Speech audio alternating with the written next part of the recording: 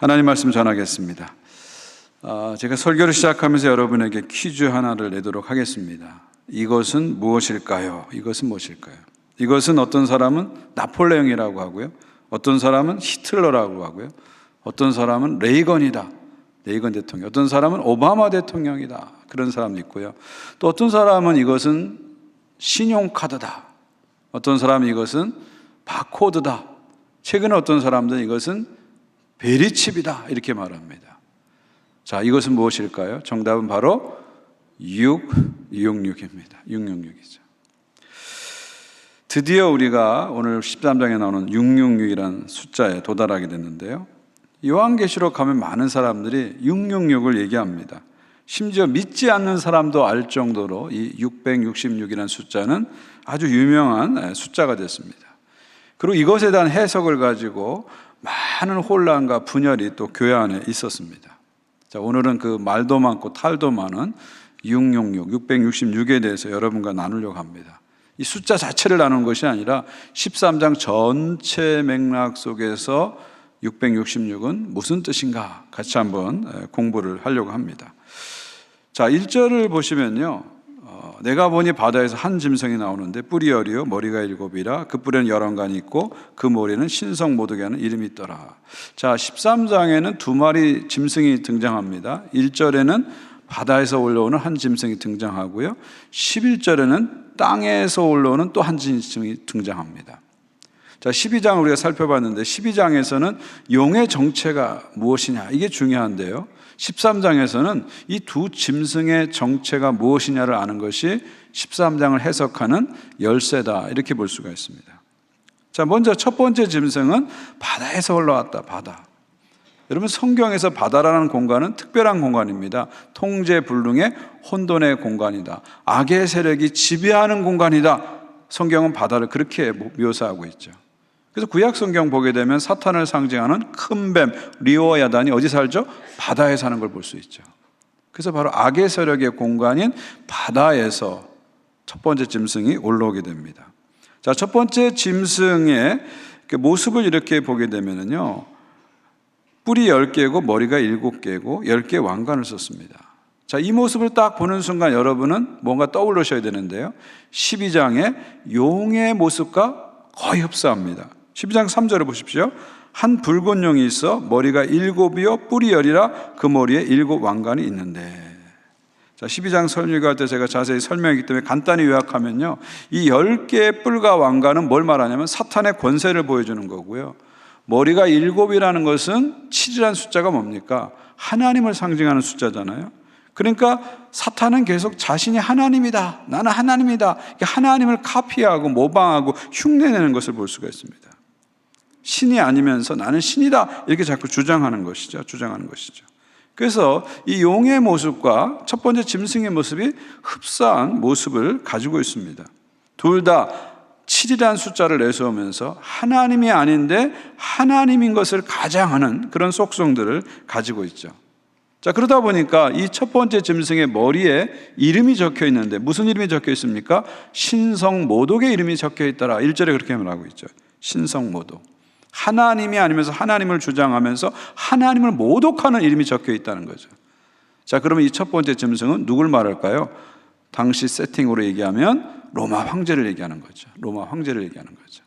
스스로 나는 신이다, 나는 하나님이다 주장하면서 자기에게 숭배하기를, 예배하기를, 경배하기를 강요하는 로마 황제가 바로 첫 번째 짐승이다, 이렇게 얘기할 수 있습니다. 또 확대해서 얘기하면은 신이 아니면서 신이라고 주장하면서 숭배를 강요하는 악의 세력들 전체를 첫 번째 짐승이다, 적그리스도 전체를 첫 번째 짐승이다, 이렇게 얘기할 수 있습니다.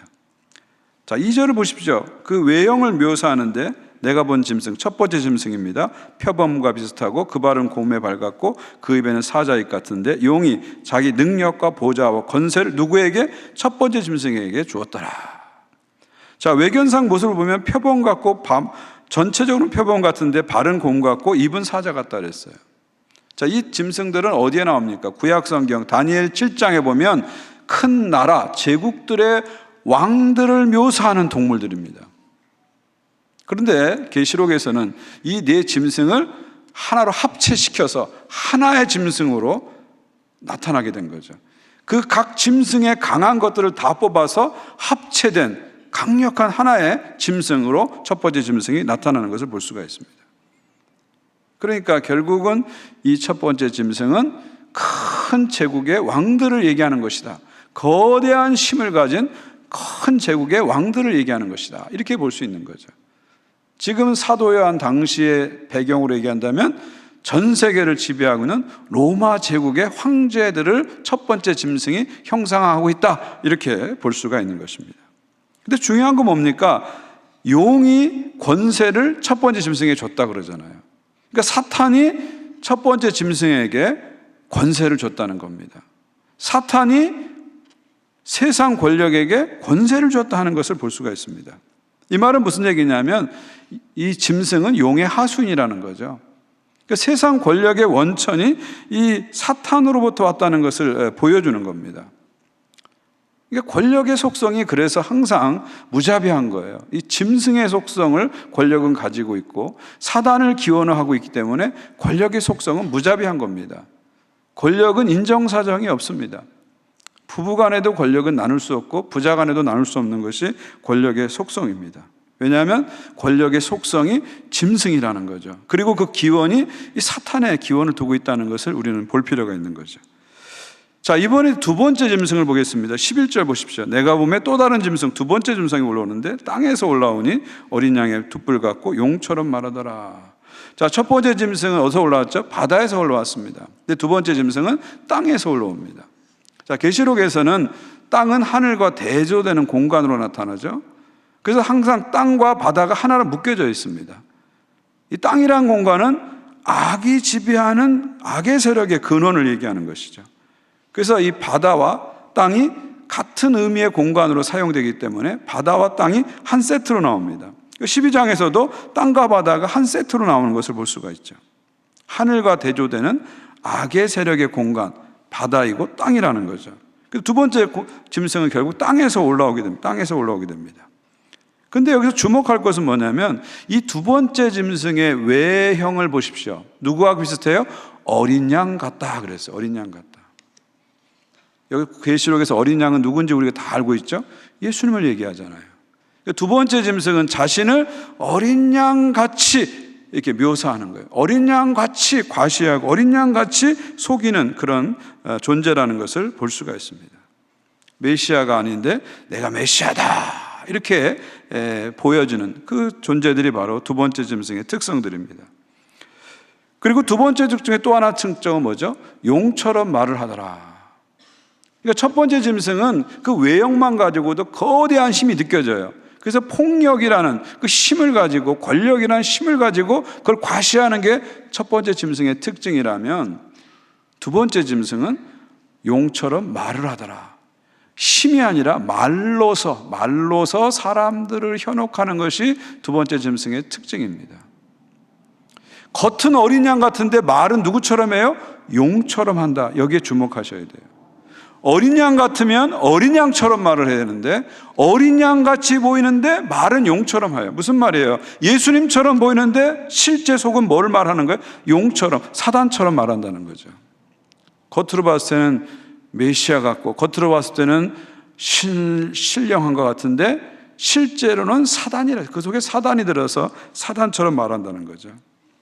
그래서 둘째 짐승은 결국은 양의 탈을 트고 나타나는 이 거짓 선지자들, 거짓 종교 지도자들을 얘기한다는 것이죠. 마태복음 7장 15절 예수님 이렇게 말씀하셨죠. 거짓 선지자들을 삼가라. 양의 옷을 입고 너희에게 나오나 속에는 노략질하는 일이라. 거짓 선지자 특징이 뭐라고요? 양의 탈을 입고 겉에 뭐 뿔 달리고 막 이상한 분장을 하고 나타나는 게 아니라 겉으로 봤을 때는 너무 거룩해 보이고 너무 경건해 보이고 신령해 보이는데 속에는 이리가 있고 말은 사단처럼 한다. 속성은 사탄의 속성을 갖고 있다. 그런 얘기죠. 기독교가 아닌데 기독교처럼 보이고 교회가 아닌데 교회처럼 보이고 이렇게 나타나는 일들이 우리 주변에 많다는 겁니다. 그래서 우리가 항상 이 영적인 분별이 고도로 요구되는 거예요. 그래야 우리가 거짓 선지자에 빠지지 않습니다. 12절을 보십시오. 그가 먼저 나온 짐승의 모든 권세를 그 앞에서 행하고 땅과 땅에 사는 자들을 처음 짐승에게 경배하게 하니 곧 죽게 되었던 상처가 나은 자니라. 자, 여기 보시면요, 이 두 번째 짐승은 권세가 어디서부터 온다고요? 먼저 나온 짐승, 첫 번째 짐승이 두 번째 짐승에게 권세를 준다, 그런 얘기예요. 무슨 얘기냐면 첫 번째 짐승의 하수인이다, 그런 얘기죠. 두 번째 짐승은 첫 번째 짐승의 하수인입니다. 자, 이 관계를 좀 아시면 됩니다. 자, 사탄은 권세를 누구한테 줬어요? 첫 번째 짐승에게 줬어요. 그러니까 첫 번째 짐승은 사탄, 용의 하수인입니다. 근데 이 첫 번째 짐승은 자기 권세를 누구한테 줘요? 두 번째 짐승에게 줍니다. 두 번째 짐승은 첫 번째 짐승의 하수인입니다. 그래서 이 용과 첫 번째 짐승, 두 번째 짐승, 사탄과 세상 권력, 종교 권력, 요거는 일종의 하나의 사탄적인 삼위일체다. 학자들은 이것을 사탄적 삼위일체다. 세이터닉 트리니티 이렇게 얘기합니다. 사탄적인 삼위일체다, 이렇게 얘기합니다. 그러니까 성부, 성자, 성령 삼위일체를 카피해가지고 사탄의 삼위일체 체제를 구축하는 거죠. 자, 12장, 14장 계속 보면요, 이 사탄의 특징이 뭐냐면 하나님처럼 되고자 하고 하나님 흉내를 계속 내는 거예요. 외형도 그렇고 내적인 것도 그렇고 하나님 흉내를 계속 내는 겁니다. 지금 첫째 짐승, 둘째 짐승이 사탄적 삼위일체를 구축하면서 하나님 흉내를 내고 있는 것이죠. 자, 그런데 두 번째 짐승의 임무가 뭐라고요? 첫 번째 짐승에게 사람들을 경배시키는 거예요. 첫 번째 짐승에게 사람들이 경배하도록 부추기고 선전하고 선동하고 이런 역할을 하는 것이 바로 두 번째 짐승의 역할이다, 그런 얘기죠. 그러니까 거짓 선지자들, 잘못된 종교 지도자들이 이 두 번째 짐승에 해당되는 겁니다. 사도 요한 시대로 얘기하면은요, 황제 숭배를 부추기는 이 신전의 제사장들을 얘기합니다. 이 황제 숭배라는 로마의 국가 이데올로기를 정당화하고 이거를 부추기는 역할을 하는 이 신전의 제사장들, 이것이 바로 두 번째 짐승들이라고 볼 수 있습니다. 13절 14절 보십시오. 큰 이적을 행하되 심지어 사람들 앞에서 불이 하늘에서부터 땅으로 내려오게 하고 짐승 앞에서 받은 바 이적을 행함으로 땅에 거하는 자들을 미혹하며 땅에 거하는 자들이 이르기를 칼에 상하였다가 살아난 짐승을 위하여 우상을 만들라 하더라. 그러니까 두 번째 짐승은 무엇을 갖고 사람들을 미혹해요? 이적을 행해서. 그러니까 사람들의 눈을 딱 사로잡을 수 있는 이적을 행함으로 사람들을 자꾸 우상 숭배로 끌고 간다는 겁니다. 일종의 종교적인 쇼를 하면서 사람들을 끌고 간다는 거예요. 그러니까 여러분들이 신앙생활하면서 뭐 기적이 나타났다, 이적이 나타났다, 치유가 나타났다, 이런 것이 우리 믿음 생활에는 분명히 있습니다. 하나님은 반드시 우리 가운데 역사하시기 때문에. 그러나 그 자체, 현상 자체에 현혹되다 보면 잘못된 것으로 빠질 수 있다는 것을 항상 인식하셔야 돼요. 영적 분별이 필요합니다. 거짓 선지자들도 둘째 짐승도 얼마든지 이적을 행하면서 사람들을 유혹한다. 기적이 일어났다고 다 하나님의 사역이 아니라는 것을 우리는 분별할 수 있어야 된다는 거죠. 15절 보십시오. 그가 권세를 받아 그 짐승의 우상에게 생기를 주어서 그 짐승의 우상을 말하게 하고 또 짐승의 우상에 경배하지 않은 자는 몇이든지 다 죽이게 하더라. 그러니까 두 번째 짐승의 또 다른 역할이 뭡니까? 우상에게 생기를 집어넣는 겁니다. 당시 상황에서 얘기하면 로마 황제가 신이 아닌데 인간인데 신처럼 보이도록 그렇게 역할을 하는 거예요. 그래서 사람들이 야, 황제가 신이야, 실제로 그렇게 착각하도록 만들도록 거기에 이렇게 경배하도록 만드는 거죠.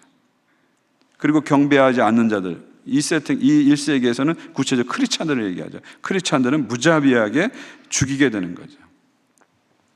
그러니까 로마 제국이라는 것은 무슨 얘기냐면 로마 황제를 정점으로 하는 이 국가 권력과 황제 숭배를 정점으로 하는 종교 권력이 합체된 일종의 국가 종교 시스템이라는 거예요. 그러니까 로마 제국이 정치적 힘, 군사적 힘, 경제적 힘만으로는 이 거대한 제국을 통합하고 유지하기가 어려우니까 여기에 뭘 가미하는 겁니까? 종교를 가미하는 거예요. 황제 숭배라는 종교를 가미하게 되는 거죠. 종교를 가미해서 이것을 가지고 거대한 제국을 통합해서 나가는 그런 모습을 볼 수가 있습니다. 그러니까 권력이 어떤 의미에서는 종교화됐다. 권력이 종교화됐다. 이 현상을 우리 로마족에서 볼 수 있고, 오늘 13장은 권력이 종교화된 모습을 우리들에게 보여주고 있는 것이죠. 이것은 이후의 역사에서도 계속해서 나타나는 거 아닙니까? 권력이 종교화되잖아요. 여러분, 독일의 히틀러 같은 경우도 스스로 뭐라고 그랬어요? 나는 신이 보낸 예언자다. 이렇게 자기를 자처했죠. 그리고 나는 독일을 구할 메시아다. 이렇게 자처했죠. 그리고 수많은 선동과 선전을 통해서 그런 대중적 이미지를 만들어내고요. 심지어 당시의 기독교와 교회와 목회자들이 그걸 서포트해줬어요. 물론 디트리 보네퍼 같은 목사님은 목숨을 걸고 저항했지만 대다수의 기독교는 또 거기에 동조를 하는 그런 일이 생깁니다. 그리고 거기에 반대하는 사람들을 무자비하게 죽이는 거죠. 그러니까 국가 권력이 종교화됐을 때 나타나는 현상을 우리 히틀러에게서도 보게 되는 겁니다. 이것은 일본에서도 마찬가지죠. 일본의 신도는 국가 종교입니다. 그리고 신사는 국가 종교의 신전인 셈이죠.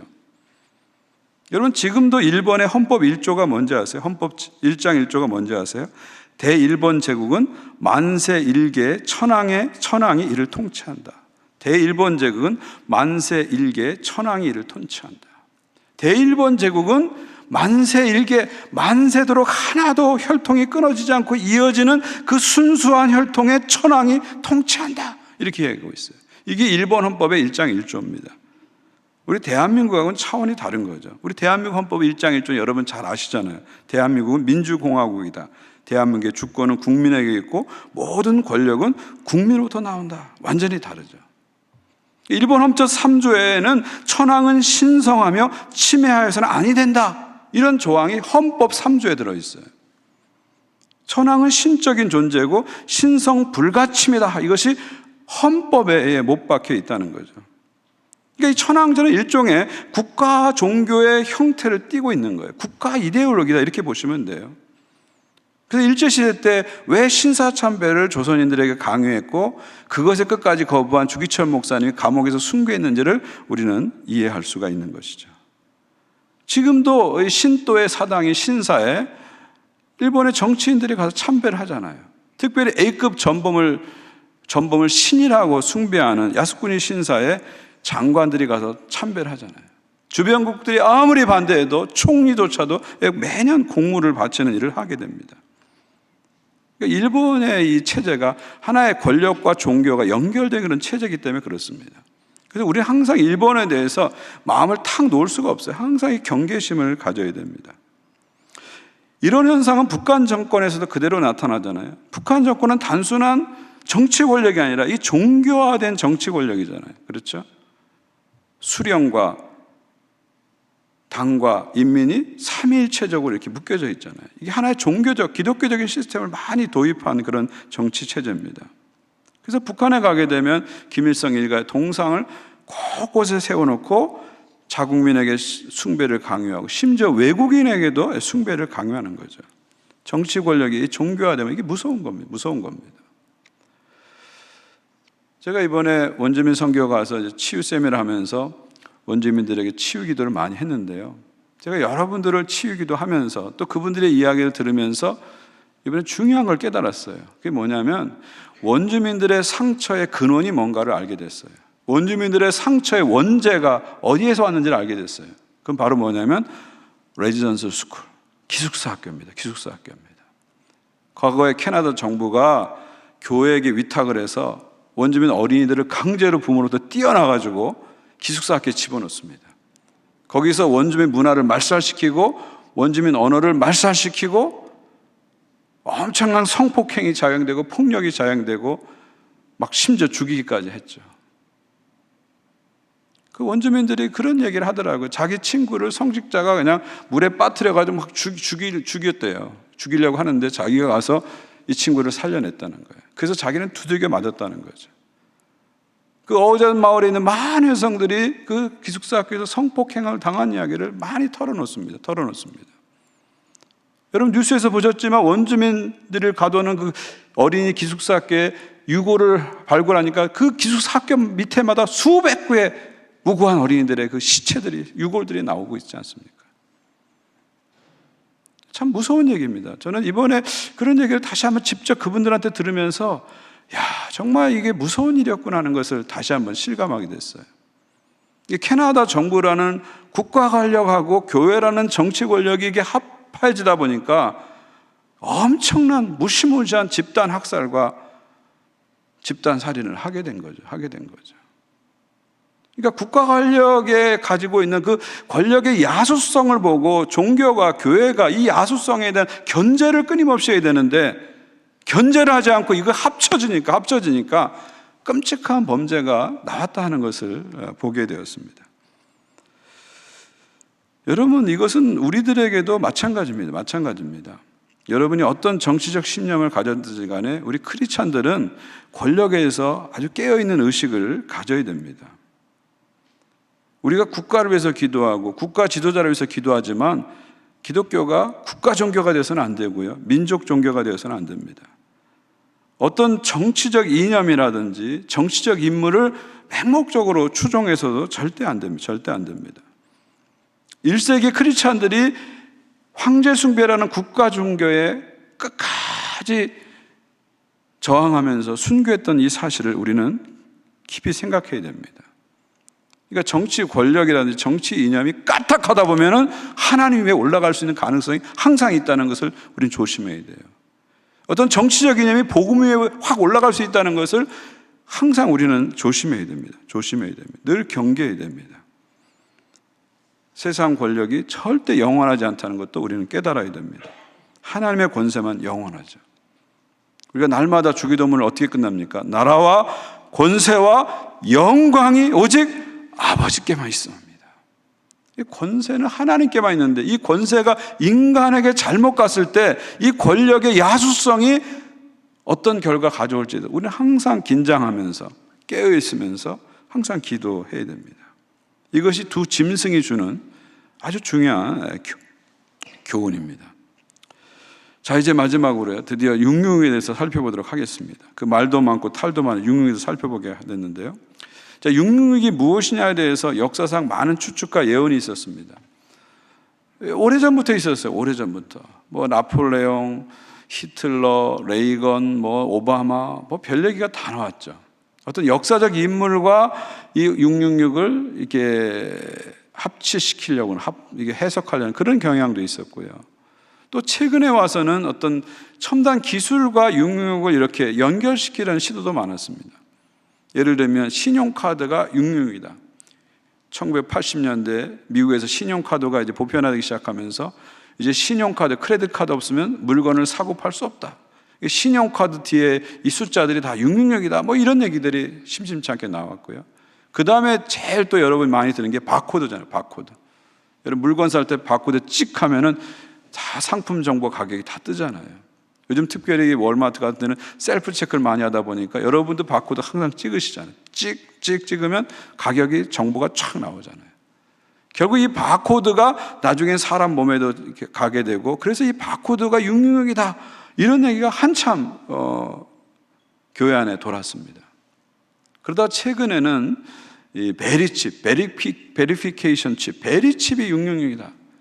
특별히 우리 북미주의 이민교회를 중심으로 그게 확산되면서 정말 뭐 제 주변에도 그걸 진짜 믿고 막 거기에 빠진 분들을 제가 보았거든요. 근데 여러분, 어떤 666이 뭐다 하는 주장을 그때 당시에 이렇게 나왔을 때는 이거 뭐 그럴듯해요. 설명 들으면 그럴듯해요. 근데 시간이 지나서 보면 이거 다 어처구니 없는 얘기거든요. 말도 안 되는 얘기입니다. 그래서 우리가 666이 뭐냐를 이해하려면요, 사도요한 당시 로마 제국 1세기의 문화적 세팅, 역사적 세팅을 이해하고 그 배경 속에서 이해해야 됩니다. 제가 오늘 그 배경 속에서 말씀을 한번 풀어드릴 텐데요, 한번 정확히 한번 정리를 하시고요, 다시는 666에 대해서 여러분 혼란을 갖지 않고 미혹을 받지 않으시면 좋겠습니다.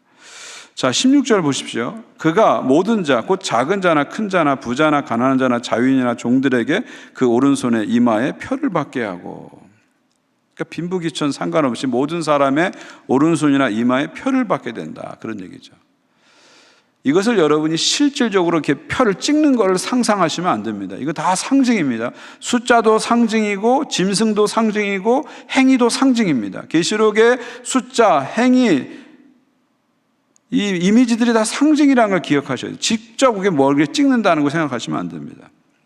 자, 그렇다면 여기서 이마와 손에다가 표를 찍는다. 이 행위는 당시에는 어떤 의미가 있었을까요? 이건 무슨 의미냐면 누군가를 노예로 삼을 때 하는 행위입니다. 노예로 삼을 때 하는 얘기예요. 이게 무슨 얘기냐면 짐승의 표를 이마와 손에 찍는다. 이 말은 뭐예요? 그 짐승의 노예가 된다. 그런 말이죠. 당시 상황에서 말한다면 짐승의 표를 받는다. 로마 황제의 표를 받는다. 이 말은 무슨 얘기예요? 로마 황제의 노예가 된다. 로마 황제의 종이 된다. 그런 얘기예요. 그래서 로마 황제를 신으로 숭배하면서 로마 황제를 따라 살아가는 거예요. 로마 황제의 가치를 따라 살아간다. 그런 뜻이에요. 실제 행위로 이해하시면 안 되고요. 이게 짐승의 표를 받는다는 것은 당시의 세속 권력 로마 황제를 신으로 섬기고 그 종이 돼서 그 가치를 따라 살아가는 것을 얘기한다. 그렇게 이해하시면 됩니다. 17절을 보십시오. 누구든지 이 표를 가진 자 외에는 매매를 못하게 하고 이 표는 곧 짐승의 이름이니 그 이름의 수라. 자, 이 짐승의 표를 받지 못하면 매매나 상행위를 하지 못한다는 거예요. 그러니까 짐승의 표를 못 받은 사람은 상업활동을 하고 싶어도 못한다. 이것이 17절의 얘기인데요. 이건 1세기의 당시 상황 속에서 우리가 이해해야 됩니다. 로마 제국 1세기에는 길드라는 상인조합이 있었어요. 길드라는 상인조합이 있었어요. 누군가 장사를 하려면 이 길드라는 상인조합에 들어가야 됩니다. 이 상인조합에 들어가지 않으면 장사를 할 수가 없어요. 가게를 열 수도 없고요. 물건을 팔 수도 없고요. 심지어 시장에 자판 하나 깔 수 없는 거예요. 그만큼 이 길드라는 상인조합이 막강한 힘을 가지고 있는 거죠. 그런데 이 상인조합에 가입하는 조건이 뭐냐면 황제 숭배입니다. 황제에게 숭배해야지만이 그 의식에 참여해야지만이 이 길드에 들어갈 수 있는 거예요. 근데 크리스찬들은 나는 짐승의 노예가 되기 싫다. 나는 하나님의 종이다 하면서 그걸 거부하는 거예요. 황제 숭배를 거부하는 거예요. 그러다 보니까 길드에 들어갈 수 없는 거예요. 크리스찬들은. 그러다 보니까 사고 팔 수가 없는 거예요. 상행위를 할 수 없는 거예요. 그러니까 어떤 중산층 이상의 부를 가진 삶으로 올라갈 수 없는 거고요. 노동을 하면서 밑바닥 삶을 살 수밖에 없는 그 구조를 만들어 놓은 것을 이야기하는 겁니다. 마지막 18절을 보면 드디어 응용이 나오죠. 18절 보십시오. 우리 한번 같이 읽을까요? 18절 시작. 지혜가 여기 있으니 총명한 자는 그 짐승의 수를 세어보라. 그것은 사람의 수니 그의 수는 666이니라. 그러니까 지혜가 여기 있으니 총명한 자는 그 수를 세어보라. 힌트를 주는 겁니다. 너희가 지혜가 있다면 한번 생각을 해보라는 거예요. 힌트를 주는 거예요. 그 수를 세어보면 답이 나온다. 힌트를 주는 겁니다. 짐승의 수 666은 뭘 가르치는가? 17절 보니까 이건 짐승의 이름을 가리키는 거다. 이 666은 그냥 숫자가 아니라 무언가의 이름을 가르치는 숫자라는 힌트를 주는 거예요. 이것을 풀 수 있는 실마리를 지금 본문이 제공하고 있는 거죠. 그러니까 660이라는 이것이 이름을 뜻하는 숫자이기 때문에 660을 알파벳으로 환원해서 이 이름을 가진 사람을 역추적하게 되면 666이 누군지가 밝혀지게 되는 거죠. 자, 이렇게 숫자를 가지고 이름을 표현하는 이런 시스템을 당시에는 게마트리아라고 합니다. 게마트리아. 그러니까 당시의 고대 언어에는 문자에다가 숫자를 붙여가지고 그 숫자로 이름을 말하는 이 게마트리아라는 것이 널리 통용된 겁니다. 나는 누구를 사랑해. 근데 이름을 부르기가 뭐하면 나는 375를 사랑해. 이렇게 하는 거예요. 375를 갖고 알파벳을 만들어서 누구누구 이름을 얘기하는 거죠. 이런 것이 이제 편지나 문서에 보편적으로 등장하는 이 게마트리아의 형식이 있었다는 거죠. 대부분의 성경학자도 이 게마트리아로 했을 때 666은 네로 황제다 이렇게 하고요. 표를 보시면요, 이 네로 황제가 헬라어로 네론 카이자르인데 이거를 히브리어로 음역하게 되면 그 문자마다 숫자가 있어서 이걸 다 더하면 666이 된다 그런 얘기죠. 그래서 660은 네로 황제를 뜻한다 이렇게 보는 거죠. 근데 재밌는 건 뭐냐면 이 네로라는 것이 헬라어로는 N-E-R-O-N, 네론입니다. 네론이에요. 근데 라틴어로는 N-E-R-O, 네로입니다. N이 빠집니다.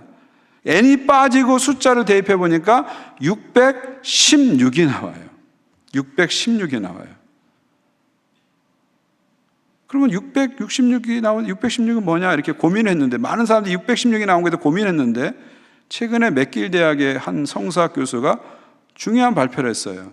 요한계시록의 가장 오래된 고대 사본에는 660이라고 되지 않고 616이라고 되어 있다. 이 사본을 공개했습니다.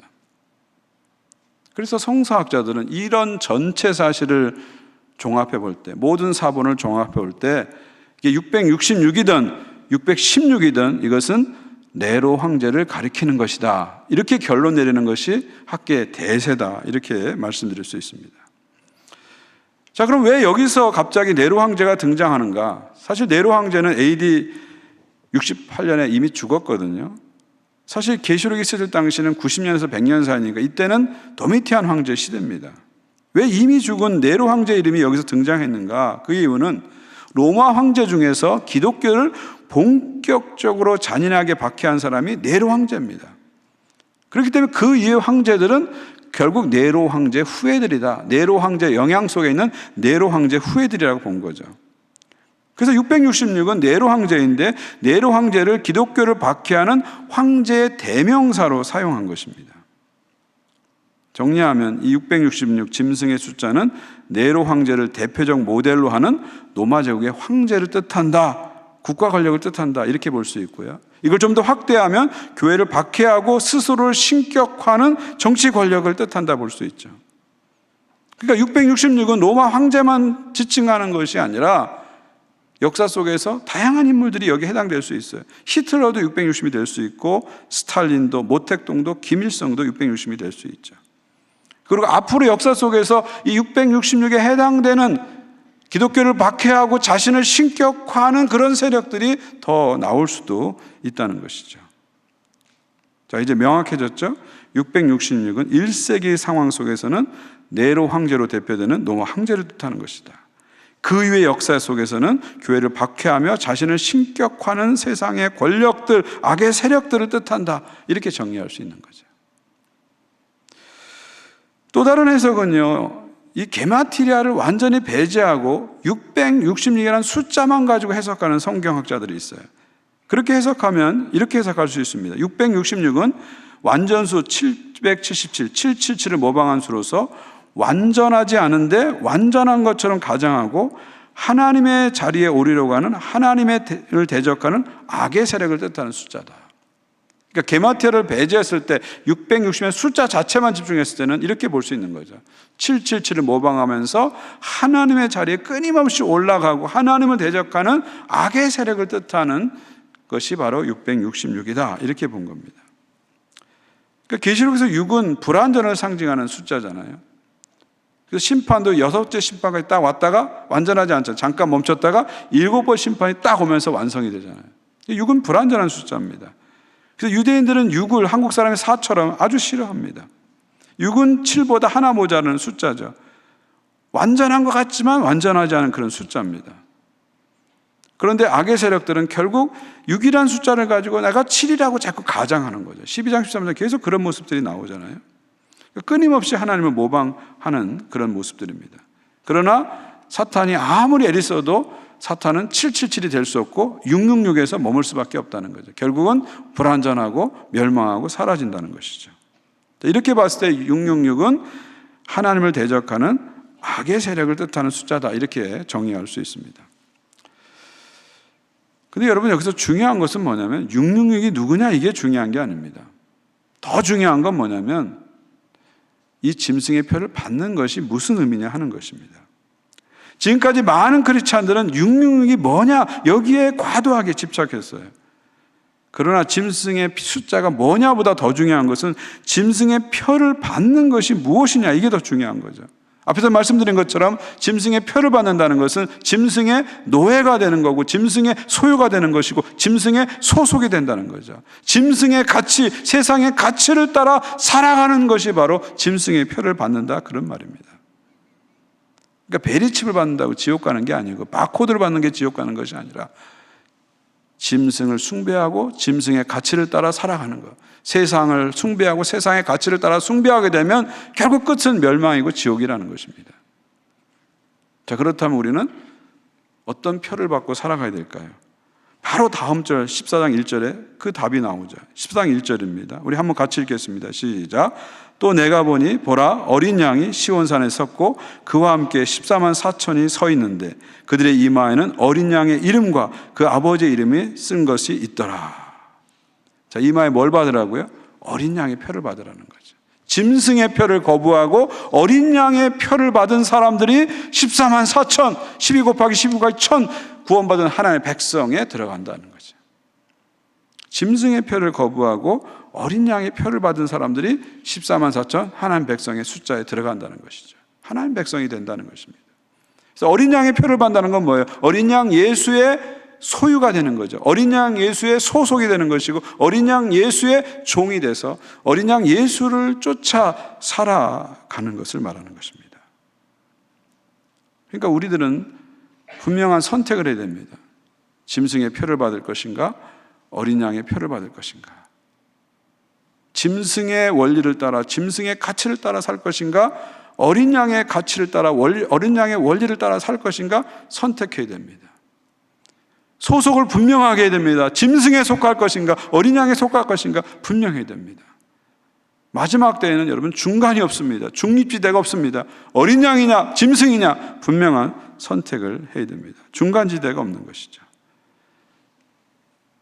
이 짐승 같은 세상 속에서 어린 양을 선택하고 어린 양에게 소속돼서 어린 양을 따라가는 삶, 이것이 바로 믿음의 삶이고 구원의 삶입니다.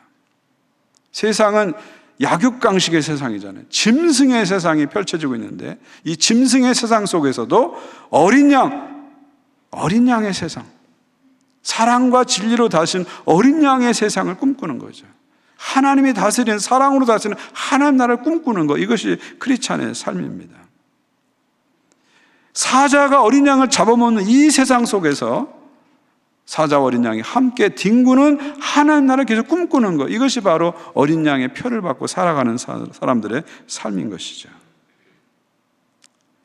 이 어린 양 예수, 그분의 사랑, 그 십자가의 사랑, 이 사랑만이 세상의 어떤 권세도, 어떤 짐승도, 어떤 세력도 끊을 수 없는 유일한 사랑인 걸 믿고 그 사랑을 붙잡고 살아가는 것이죠. 나를 위해서 죽으시고 나를 위해서 다시 사시고 나를 위해서 이 땅에 다시 오실 그 완전한 하나님 사랑을 우리에게 보여주신 예수 그리스도, 그 어린 양만을 쫓아가는 삶, 이것이 바로 크리스찬의 삶인 것입니다. 계시록이 복잡한 얘기를 여러분에게 하고 있는 것이 아닙니다. 복음의 진리를 더 선명하게 우리에게 얘기하고 있는 것이죠. 세상이 아무리 말세로 갈지라도 복음은 절대 바뀌지 않습니다. 구원은 오직 어린 양 예수를 통해서 우리에게 오는 것입니다. 사랑하는 성도 여러분, 저와 여러분은 어린 양의 표를 받은 구원받은 백성들입니다. 여러분 한 분 한 분은 성령의 인치심을 받은 어린 양의 백성들입니다. 누구를 따라 한 주간을 살겠습니까? 짐승 같은 세상 속에서 짐승을 따라 사는 것이 아니라 어린 양 예수를 분명히 바라보면서 어린 양의 나라, 하나님의 나라, 사자와 어린 양이 함께 뒹구는 그 나라를 꿈꾸면서 그 나라를 이루며 살아가는 삶, 이것이 바로 저와 여러분이 한 주간 살아갈 삶입니다. 어린 양 예수 그리스도를 따라 승리하는 한 주간 되시기를 주님의 이름으로 축원드립니다. 하나님 감사합니다. 오늘도 계시록 말씀을 통해서 우리의 소속이 어디에 있는지를, 우리가 누구를 붙잡고 누구를 향해서 갈지를 분명히 알게 하신 것을 감사합니다. 세상 권력과 세상의 많은 것들이 우리를 미혹하고 우리를 흔들지만은 어린 양 예수, 나를 위해서 십자가에 죽으시고 나를 위해서 다시 사시고 나를 위해서 다시 오실 세상의 어떤 권세도 끊을 수 없는 그 어린 양 예수 그리스도를 늘 붙잡고 어린 양을 쫓아 살아가는 모든 성도의 삶이 되게 하여 주시옵소서. 예수 그리스도의 이름으로 기도하옵나이다. 아멘.